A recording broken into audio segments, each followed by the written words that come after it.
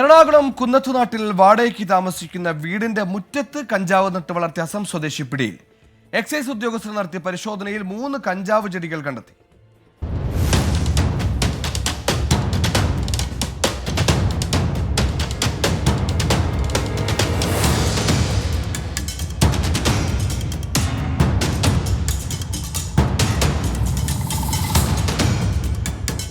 അസം നൌഗാവ് സ്വദേശിയായ ഹാറൂൺ റഷീദ് കുന്നത്തുനാട് കുറ്റിപ്പാടത്ത് വാടകയ്ക്ക് താമസിച്ചിരുന്ന വീടിന് മുറ്റത്ത് മറ്റ് കൃഷികൾക്കൊപ്പമായിരുന്നു കഞ്ചാവ് ചെടികൾ നട്ടു വളർത്തിയിരുന്നത്.